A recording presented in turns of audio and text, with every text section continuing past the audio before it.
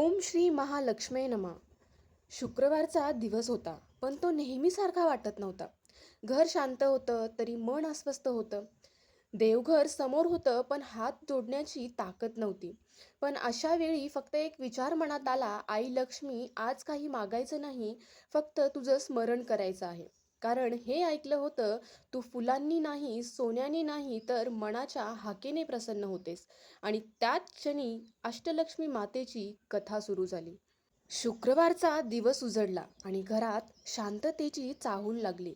सूर्यकिरणांसोबत महालक्ष्मीचे नाव मनात उमटले.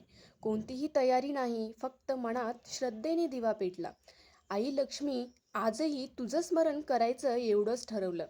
घर लहान होतं, पण भक्ती मोठी होती. आईला सोनं नाही, फूल नाही, फक्त आठवण हवी होती. मन स्वच्छ असेल तर पूजा घराची गरज नसते, हे आज त्या साध्या भक्ताला उमजलं. तो सकाळी उठून शांतपणे बसला, डोळे मिटून आईचं नाव हळूच घेतलं. महालक्ष्मी माता अष्टलक्ष्मी रूपाने मनात विराजमान झाली. आदिलक्ष्मीने जीवनाला सुरुवात दिली. धनलक्ष्मीने कष्टात मूल्य दिलं. धान्यलक्ष्मीने अन्नाची जाणीव करून दिली. गजलक्ष्मीने आत्मसन्मान जागा केला.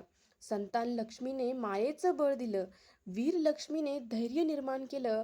विद्यालक्ष्मीने समज आणि शहाणपण दिलं. विजयलक्ष्मीने आत्मविश्वास वाढवला. हे सगळं फक्त स्मरणातून घडत होतं. कोणताही मंत्र नाही, कोणतीही विधी नाही, फक्त आई आणि भक्तामधला संवाद होता. आई म्हणाली, मला औपचारिक पूजेत अडकवू नकोस. मन स्वच्छ ठेवलंस की मी आपोआप येते. भक्ताच्या डोळ्यातून अश्रू ओघळले. हे अश्रू दुःखाचे नव्हते, समाधानाचे होते. आई लक्ष्मी फक्त पैशाची देवी नाही, ती जीवनाला संतुलित ठेवणारी शक्ती आहे. जिथे कृतज्ञता आहे, तिथे लक्ष्मी वास करते. जिथे अहंकार आहे, तिथून ती निघून जाते. भक्ताला हे हळूहळू उमगत गेलं. घरात कलह कमी झाला.